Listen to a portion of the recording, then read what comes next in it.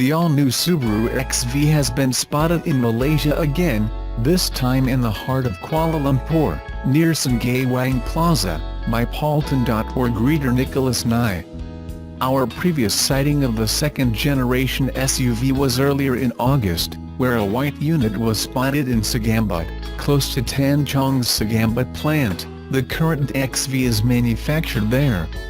The orange vehicle seen here is wearing a 2.0i-P badge at the rear, and is possibly the range-topping variant when it finally makes its launch debut, the other variant being the 2.0i following the current model. A price list for the variant surfaced not too long ago, revealing the retail price, $144,4948 on the road without insurance. The new XV, like the current one, should arrive as a locally assembled model. In March 2016, Glenn Tan, executive director of Chong International, revealed the company's Segambut plant will be able to produce Subaru models that ride on the Subaru global platform, which include this new XV. Under the hood, expect an updated FP20 2.0-liter boxer 4-cylinder petrol engine with direct injection. On Taiwan-spec XVs, the power plant serves up 154 horsepower and 196 Nm, and the engine is paired with an improved Lean-Artronic CVT in Subaru's well-known symmetrical AWD system.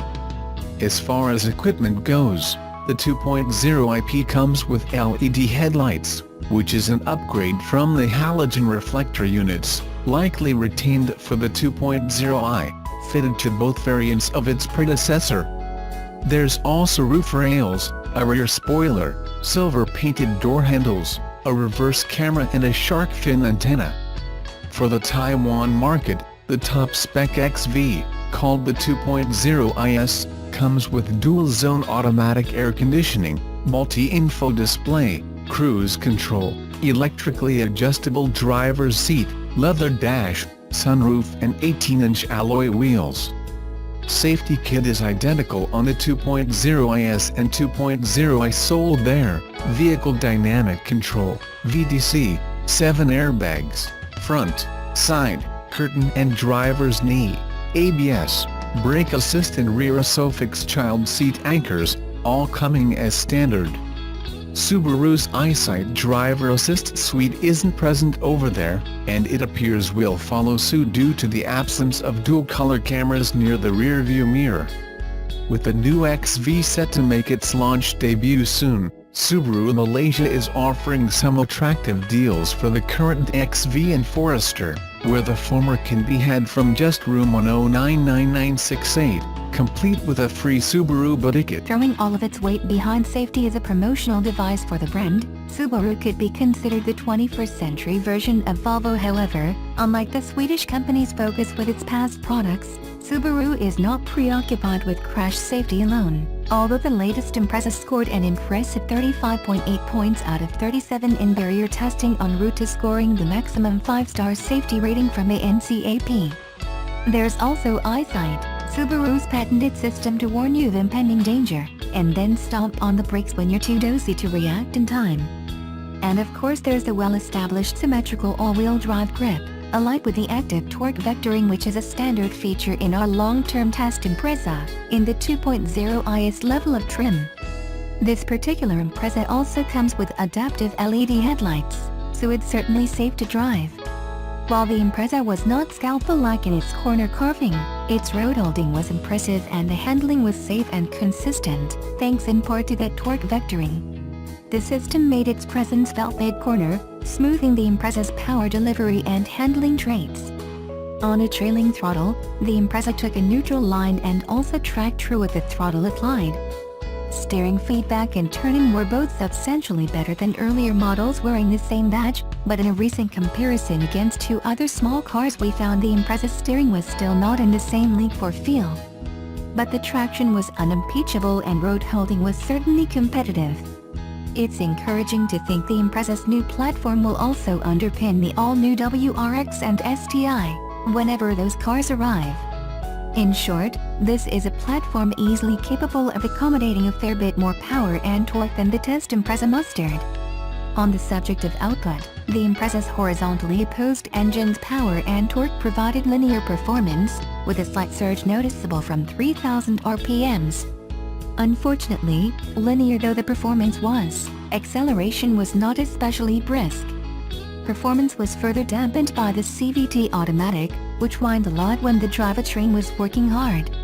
All of which would be fine if reduced fuel consumption offset that performance deficit, but over several days of around town running it was hovering around 10.0 L/100 kilometers. Yet previous findings suggest CVT-equipped vehicles should excel in urban environs. During the 7-day test proper, and in freer flowing traffic, the Impreza's fuel consumption improved to 9.8 L/100 kilometers. For refinement, the engine revealed itself to be extremely free of vibration, right down to just above 1000 RPMs, where it's frequently operating when the CVT is holding a higher ratio to conserve fuel. At open road speeds the flat fours felt, as opposed to heard, as a light rumble, and only lets loose a racket when under full load and at higher revs. However, it's clanky and rattly for the first start of the day, before the engine warms up. And from a cold start, the engine initially revs moderately hard and takes a while to settle down. On a couple of occasions the CVT was also reluctant to select a forward gear, a second or two before the car would move off from a standing start. When it did so, the shift was accompanied by an inelegant thud. And the idle-stop system was not especially adept at restarting the engine without a fair degree of rocking and rolling. So the Impreza's power plant is a mixed bag, and the CVT doesn't make things substantially better. But the rest of the package is impressive overall, with the car's eyesight system leading the way. The active safety system works better than previous iterations, picking up line markings on the shoulder of country roads which a few prestige European models don't. It does get confused by unusual roadside furniture. Approach a hairpin bend a bit hot and the outside Armco barrier will throw the eyesight system into alarm, manifested as a soft but insistent chime. But it's less strident than some similar systems and the autonomous emergency braking is not as quickly triggered by cars in front slowing while making a left-hand turn. Another useful feature of the eyesight system is a prompt for the driver when the car ahead has moved forward. One unusual intersection where trams turn flummoxed the eyesight system and it actually alerted me that the car in front had moved forward, after the traffic light had already changed to red. It seems autonomous cars still have a long way to go before they can fully comprehend Melbourne's traffic flow nuances, but on balance, this is one feature we like. The Impreza's headlights were well adjusted on low beam and shone white, but were a little anemic and could do with more power. Their adaptive cornering function was useful negotiating darker street corners. As with Subaru models generally, the Impreza's field of vision was commendable. The A-pillars are relatively narrow and set further outboard and back so you can see the traffic light across the intersection when making a right turn, not the case with some cars. I found the seats to be flat in the cushion and wide, but the side bolstering was adequate to hold the occupant in place for higher G-forces. Heating elements were welcome during colder days in the final month of winter, but the low setting didn't do much. If it's cold enough to warrant seat heating, select high every time. The instruments were easy to read, as usual in a Subaru, but the infotainment functions, combining also the climate control readout, looked a little busy. That said, the 3D rendering in the sat-nav display was wonderful. Wiper and indicator stalks were well damped and contributed to the car's overall feel of quality, fit and finish. For the three-car comparison, the Impreza took the top step of the podium for rear seat accommodation, which was more generous than the other two cars. There was plenty of headroom and knee room for adults.